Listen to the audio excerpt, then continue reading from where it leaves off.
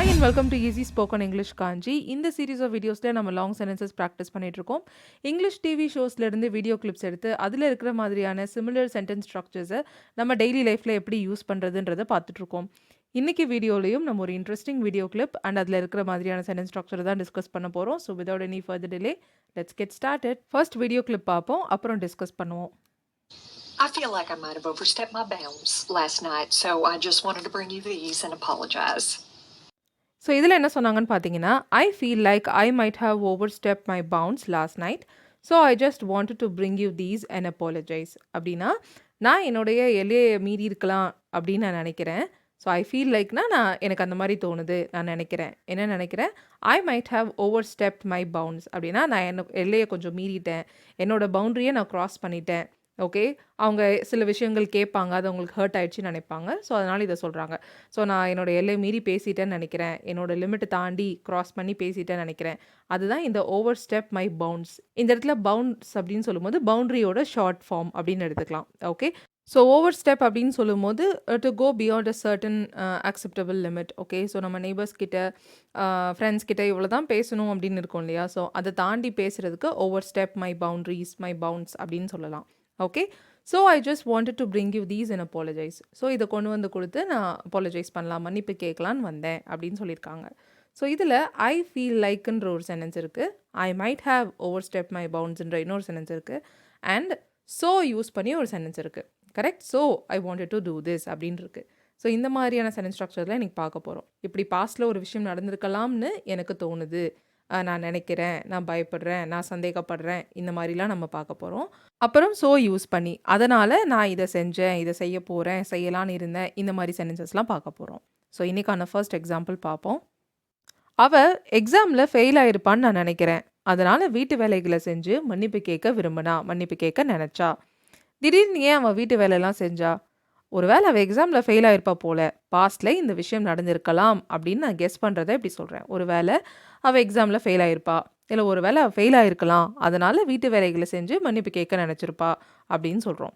Okay, so நான் நினச்ச விஷயத்த I feel like or I think இந்த மாதிரி சென்டென்சஸ் யூஸ் பண்ணி சொல்லலாம். Right? So I think she might have failed her exam. அவள் எக்ஸாமில் ஃபெயில் ஆகிருப்பான்னு நான் நினைக்கிறேன்.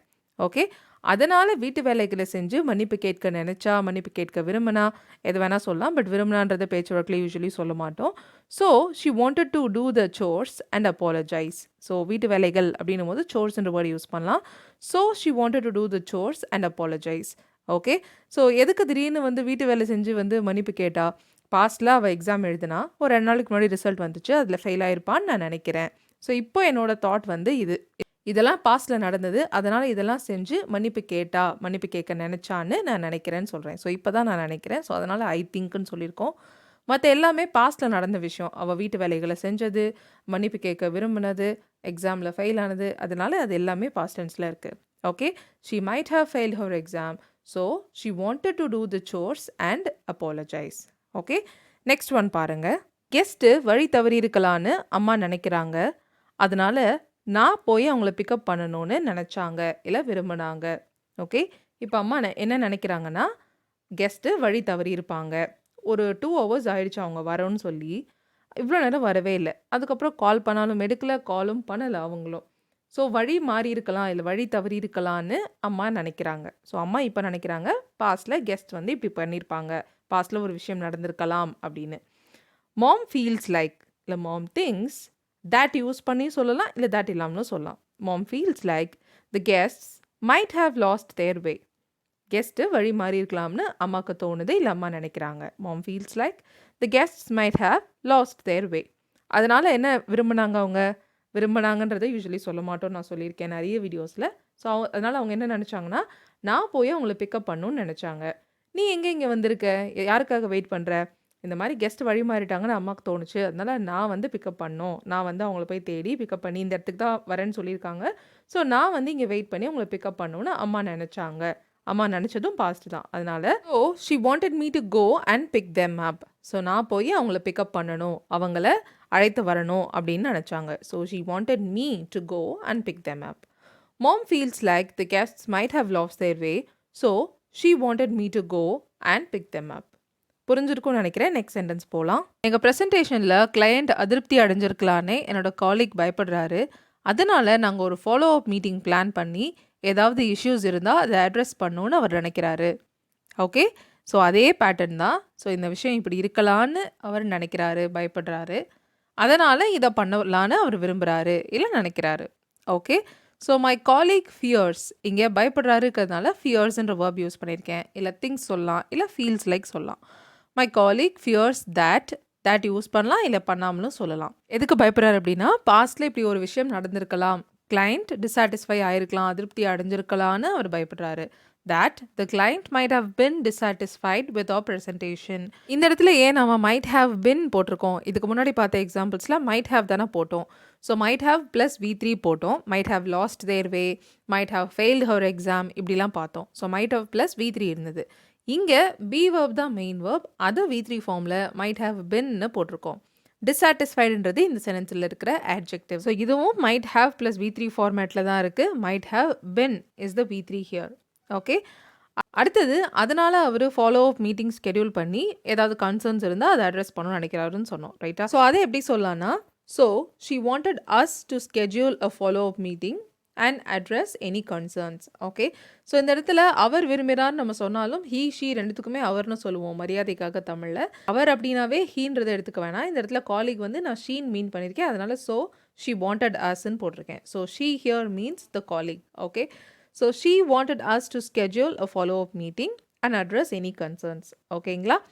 My colleague fears the client might have been dissatisfied with our presentation, so she wanted us to schedule a follow-up meeting and address any concerns. Let's move on to the next one. இப்போ அடுத்து வரப்போகிற 2 கொஸ்டின்ஸையும் நீங்கள் first try பண்ணுங்கள். அதுக்கப்புறம் play பண்ணி நம்ம answers check பண்ணிக்கலாம். First question read பண்ணலாம். என்னுடைய ஃப்ரெண்டு அவளோட ஃபோன் திருடு போயிருக்கலாம் அப்படின்னு சந்தேகப்படுறா. அதனால் அவள் அதை கண்டுபிடிக்க அப்புறம் அத்தாரிட்டிஸ் கிட்ட ரிப்போர்ட் பண்ண நான் அவளுக்கு ஹெல்ப் பண்ணணும்னு விரும்பினா. பாஸ்டில் இப்படி ஒரு விஷயம் செய்யப்பட்டிருக்கலாம், அவளுடைய மொபைல் திருடப்பட்டிருக்கலாம்னு அவள் சந்தேகப்படுறா. கரெக்டாக? அவளுடைய ஃபோன் வந்து எங்கேயோ மிஸ் பண்ணிட்டேன்னு தான் இத்தனை நாள் நினச்சிட்டு இருந்தா. பட் இப்போ என்ன சந்தேகப்படுறான்னா, அவளுடைய ஃபோன் வந்து திருடப்பட்டிருக்கலாம், யாரோ திருடிட்டாங்க அப்படின்னு அவள் சந்தேகப்படுறா. ஓகே. சேம் பேட்டர்ன் தான். பாஸ்டில் இப்படி ஒரு விஷயம் நடந்திருக்கலாம்னு அவள் சந்தேகப்படுறா அப்படின்னு நீங்கள் சொல்லியிருக்கோம். அதனால இந்த விஷயத்தை பண்ணணும்னு அவள் விரும்புகிறா. அதே பேட்டர்ன் தான் நீங்கள் ட்ரை பண்ணுங்க.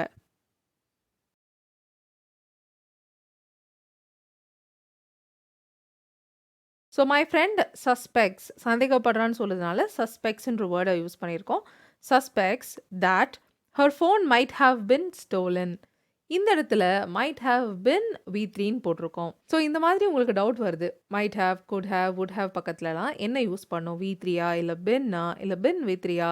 இதெல்லாம் உங்களுக்கு டவுட்ஸ் இருந்துச்சுன்னா மேலே இருக்க இந்த வீடியோ கிளிக் பண்ணி பாருங்கள். இந்த லெசனில் நான் டீட்டெயில்டாக இந்த விஷயங்களை பற்றி சொல்லி கொடுத்துருக்கேன். ஸோ இப்போது இங்கே நம்ம என்ன யூஸ் பண்ணியிருக்கோம்? ஏன் இங்கே might have been stolen use பண்ணியிருக்கோம்னு பார்த்தீங்கன்னா, இது யாரோ இந்த ஆக்ஷனை பண்ணியிருப்பாங்க, அவளுடைய மொபைல் திருடப்பட்டிருக்கலாம், யார் பண்ணியிருக்காங்கன்னு தெரியாது. அதனால இந்த பாசிவ் வாய்ஸில் might have been stolen, might have been V3ன்ற ஸ்ட்ரக்சரில் சொல்லியிருக்கோம்.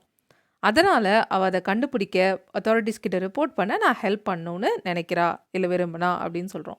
So she wanted me to help her track it down, இல்லை ஃபைண்ட் இட் அப்படின்னு கூட சொல்லலாம். கண்டுபிடிக்கின்றதுனால சிம்பிளாக ஃபைண்ட் இட்னு சொல்லலாம். அது எங்கே இருக்குது அப்படின்னு சொல்லி ட்ராக் பண்ணுறதுக்காக track it down and report it to the authorities. Okay. Authorities கிட்ட ரிப்போர்ட் பண்ணுறதுக்கு நான் ஹெல்ப் பண்ணணும்னு அவன் நினைக்கிறா.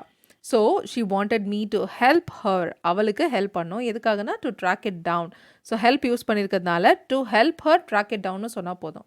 To help her to track it down சொல்ல தேவையில்லை. Okay. To help her track it down and report it to the authorities. ஓகேங்களா? So புரிஞ்சிருக்கும்னு நினைக்கிறேன், பண்ணியிருப்பீங்கன்னு நினைக்கிறேன். நெக்ஸ்ட் கொஸ்டின் போகலாம். ஸ்டூடெண்ட்ஸ் கான்செப்டை மிஸ் அண்டர்ஸ்டாண்ட் பண்ணிக்கிட்டாங்கன்னு டீச்சர் நினைக்கிறாங்க. ஸோ அதனால் அவங்க ஸ்டூடெண்ட்ஸ் ஒரு அசைன்மெண்ட் செஞ்சு ஏதாவது கொஸ்டின்ஸ் இருந்தால் அவங்க கேட்கணும்னு நினைக்கிறாங்க இல்லை விரும்புகிறாங்க.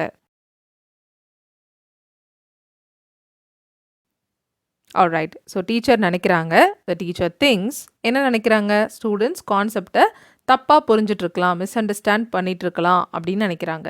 Things that the students might have miss understood the concept. Okay. The teacher things that the students might have misunderstood the concept. that இல்லாமலும் அந்த சென்டென்ஸை சொல்லலாம். அதனால் அவங்க ஸ்டூடெண்ட்ஸ் ஒரு அசைன்மெண்ட் பண்ணணும்னு நினைக்கிறாங்க. So she wanted the students இல்லைனா she wanted them to do an assignment, ஒரு அசைன்மெண்ட் பண்ணி ஏதாவது கொஸ்டின்ஸ் இருந்தால் கேட்கணும்னு நினைக்கிறாங்க, right? And ask any questions. Okay, so she wanted them to do an assignment and ask any questions. ஓகேங்களா? The teacher thinks that the students might have misunderstood the concept, so she wanted them to do an assignment and ask any questions. கரெக்டாக பண்ணியிருப்பீங்கன்னு நினைக்கிறேன். இந்த lesson உங்களுக்கு புரிஞ்சிருக்கும்னு நினைக்கிறேன். உங்களுக்கு இந்த வீடியோ லெசன் புரிஞ்சுதா இல்லையா, பிடிச்சிருந்ததா அப்படின்றத please let me know in the comments. Thank you so much for watching this lesson till the very end. I'll see you all in the next interesting lesson. Till then, take care and bye.